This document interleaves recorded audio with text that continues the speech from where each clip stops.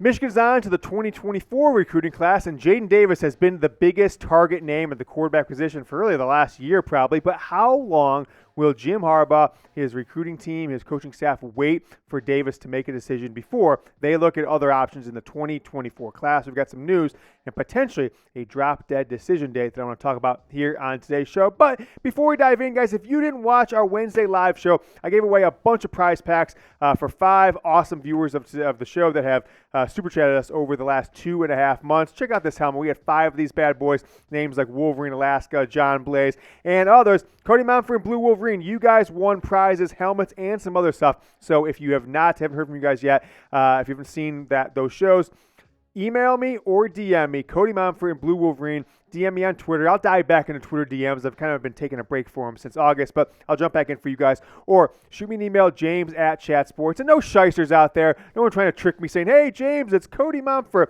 if you're really not, because I will find you, and believe me, I will catch you. All right, we are going to talk Jim Harbaugh's recruitment, 2024 quarterbacks, the coaching staff, and more Michigan football news and rumors all coming up on the Michigan Football Report right now.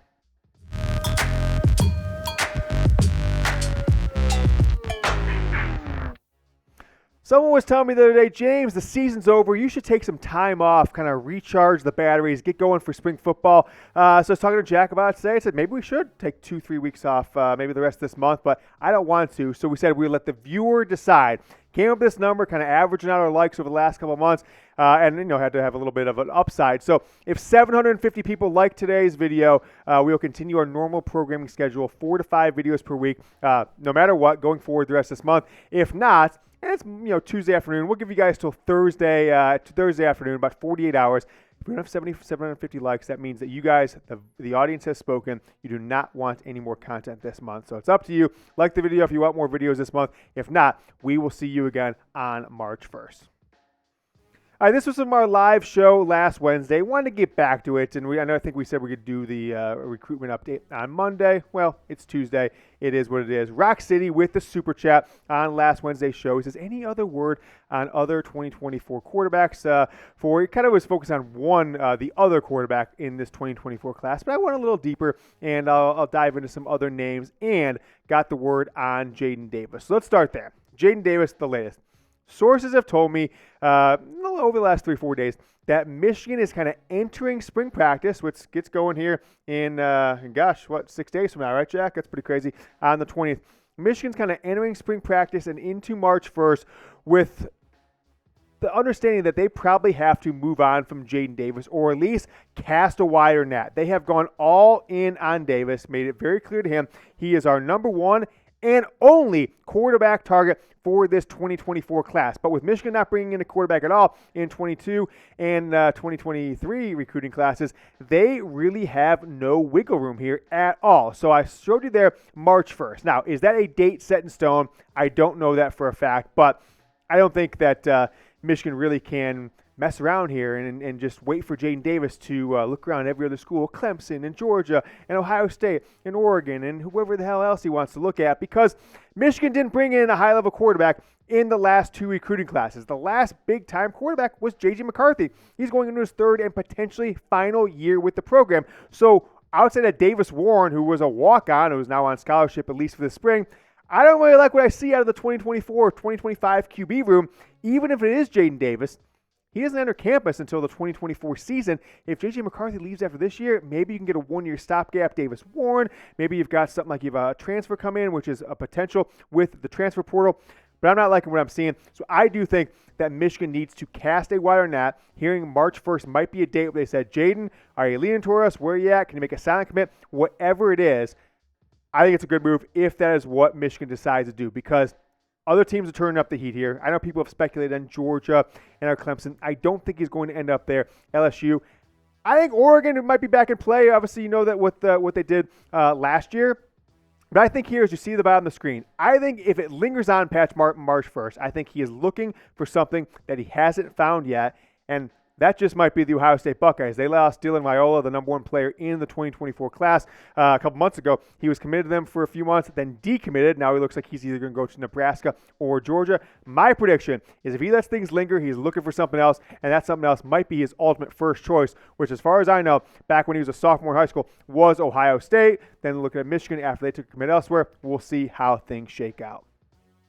You guys are Seinfeld fans. You'll know that phrase, the top of the page there. The Van Buren boys? Well, I don't know. The Van Buren boys in this instance are referring to Michael Van Buren. He is a top 100, 103 in the 24/7 Sports Composite, number 8 quarterback in the 2024 class.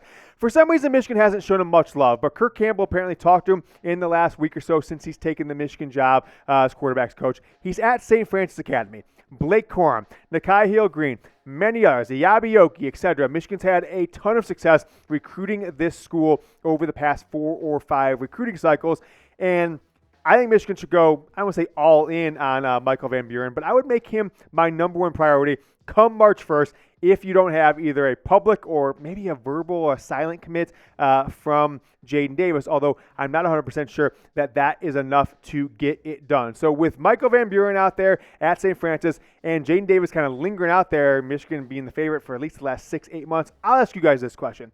Should Michigan move on from Jaden Davis? Answer this question as if it's March 1st right now and there's still been no commitment and we've kind of hit that drop dead date for this team. Give me a yes or no down in the comments. I'll pin this question right below today's video. All right, next up, I am going to dive into a few new and maybe other names around where Michigan could take their 2024 quarterback recruitment options here in a moment. But I did want to tell you about today's sponsor. The Michigan Football Report is sponsored by Athletic Greens. I take AG1 on a daily basis and it has truly made a difference in my overall health and well-being. Get comprehensive and convenient daily nutrition at athleticgreens.com/chatsports. I started taking AG1 in the morning as part of my daily routine and it has become a habit that I truly look forward to. Not only does it provide comprehensive health benefits, but it also helps me feel ready to take on the day. Whether I'm hitting the gym or just running errands, AG1 gives me the energy and focus I need to power through. In addition, it's a great supplement for recovery, and it's a habit I love to include before and after my workout. AG1 makes me feel like I'm in the same level as the Michigan football athletes that we all watch on Saturdays, and inspires me to be as great as them. Covering my nutritional basis for the day literally couldn't be easier, which is why I trust Athletic Greens. I just mix 1 small scoop of AG1 with water and drink it first thing each morning. Done. It also costs less than $3 a day. Pretty good, if you ask me. It's a really effective daily habit with highest quality source ingredients. Win-win.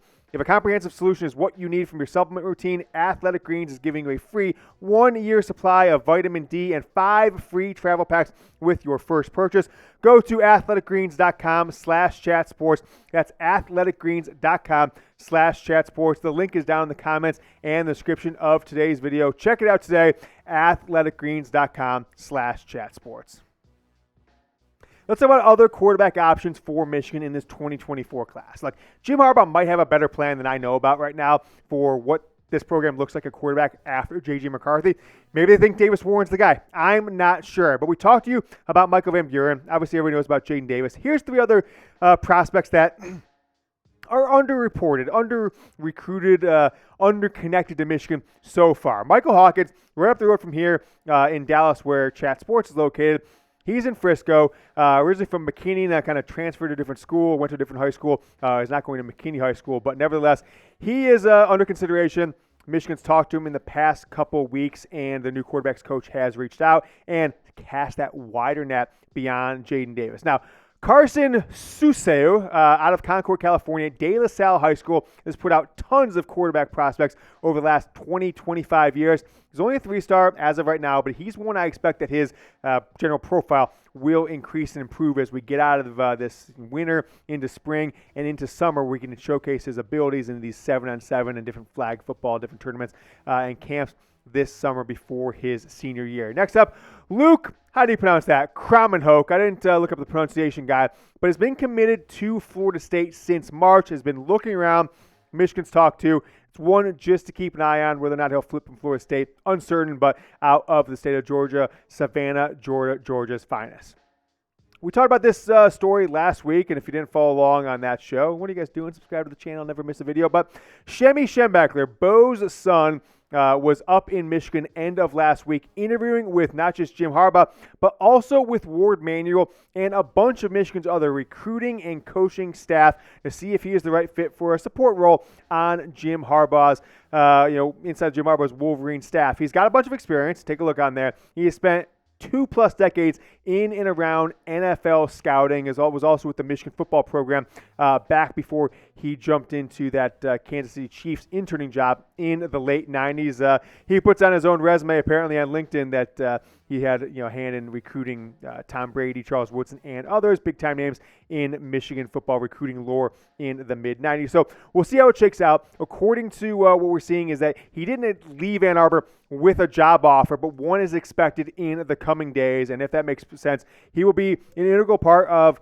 Michigan's recruitment, scouting, and maybe the NIL staff, although that is uncertain as of now. So keep an eye out for that one. I'm not going to report whether a job offer has been made or Michigan hired until they make it official because I just don't think it's worth my time to try and break this story, but keep an eye out for that one in the next few days. Put this on social media maybe yesterday or the day before, and I was wildly surprised by the results. So I ask you guys here on our YouTube video, who was the better quarterback at Michigan, John Navarre or Chad Henne? Now, most people say it was like 80% Chad Henne. I think John Navarre, much like Shea Patterson, for some reason caught the ire and the ilk of the Michigan football fan base because of ill-timed losses or I don't know, maybe it didn't live up to potential. I'm going with John Navarre on this one. I know Henne was maybe the more talented quarterback, but I think it's John Navarre. Give me a JN or a CH down below. Take a look at the top 5 single-season passing touchdown leaders in program history. Elvis Grbac, Chad Henne, John Navarre, Chad Henne. Now, it's a hell of a run there for Michigan in that mid-2000s with Braylon Edwards, Steve Breston, Jason Evans, Mario Manningham, 03, 04, 05. You see those are 3 of the top 4 seasons. But John Navarre is still the number 2 behind, I guess, tied for number 3 with a two-way spot for number 1. He's right there. That 2003 season, I think, is the best season of a Michigan football quarterback ever. And he left Michigan leading in all these statistical categories, only to be broken by Chad Henne, who had an extra year as a starter. But very interesting to think about. I'm going John Navarre because I think his 2003 season was better from a quarterback standpoint than any season Chad Henne ever had. I would actually say maybe Chad Henne's freshman year in 2004 might have ultimately been his best season. Some people point to 2006, but really Michigan really leaned on the running game in 2006 and not as much on the passing game. And then Henne, as a senior in 07, had bouts of injury all season long, so didn't put up the big statistical numbers. Those are the options. John Navarre, Chad Henne. I want to take a poll from you guys. Let me know JN or CH. If you haven't yet, help us get to 27,000 YouTube subscribers. We are just a couple hundred away from hitting that next milestone. It's youtube.com/Michigan TV. Send the link to your friends. It's down in the comments in the description of today's video. Help the Michigan Football Report grow in a time where, frankly, it's a slow burn to get to any more subscribers because the casual fan who might help us boost the subscriber numbers don't really pay attention to Michigan football as much in the offseason like our normal subscribers are. So if you've got a friend that loves the program, needs more content, send that link to them, youtube.com/Michigan TV. Spring football is 6 days away, and it might turn into the Sharon Moore show. Sharon Moore is now Michigan's offensive coordinator. There's no more co-OC, right? In 2021, he was co-OC, really the second fiddle to Josh Gattis. This year, he was the first fiddle, but along with Matt Weiss, and really had to defer to Matt Weiss on 3rd or 4th down, whether Michigan was running a play for those ones. And inside the red zone, I think that's a positive because I thought Michigan's red zone offense stunk this year, especially the passing game. Offensive play calling on the ground was sometimes as easy as just handing the ball off to Blake Corum when that wasn't possible. Ohio State game, right? All those touchdowns against Ohio State, I think only one was in the red zone, the J.J. McCarthy just slamming his head into an Ohio State defender. And then think about against TCU, twice inside the 5-yard line and didn't get any points. He had a fumble, etc. And so I think this is a good move that Sharon Moore gets to kind of hold the reins. The biggest problem I've seen over Jim Harbaugh's tenure at Michigan, outside of the 2018 and 2019 Ohio State games, has been the lack of identity in offense. Now, they've solved that over the last 2 years, but there still seems to be too many cooks in the kitchen. We've got this fine-tuned offensive machine here, running, short passing game. But what do we do inside the red zone? We're going to give it to another offensive coordinator. I think it's the right move for Michigan, although Mike Hart will continue to have a greater role in the running game. I'm hoping that's just more of who plays and what type of running plays to call, not necessarily calling the play, full stack, who does what. I think that should be falling on Sharon Moore's, and Michigan's going to give them the opportunity to completely run the offense this spring. If it all works out well, they're feeling comfortable going into the spring game and into the offseason. He will kind of be the man and the only play caller come the 2023 season. Whatever Sharon Moore does, whether it's working with Kirk Campbell, working with Jim Harbaugh, this is the year. I don't want to be hyperbolic or just kind of make crazy wild claims, but this might be the best Michigan offense we're going to see for multiple decades, right? You got J.J. McCarthy. All said and done, I think he's going to be the best quarterback in program history, okay? You've got the best running back combo returning for a Big Ten team ever in Blake Corum and Donovan Edwards, and 2 starting receivers returning. A future star tight end, I think, in Colson Loveland. A.J. Barner, starter coming over from Indiana, and 8 or 9 deep at the offensive line. The only thing holding back this program, folks, is a championship passing game, and I think that's what Sharon Moore, Jim Harbaugh, and new quarterbacks coach Kirk Campbell need to develop this spring football so Michigan can compete for a national championship game next year and not just show up to the semifinals and lose like they have the past 2 seasons. All right, guys, we will be back with more content either Wednesday or Thursday, so make sure you're subscribed to the channel, youtube.com/MichiganTV. Go Blue.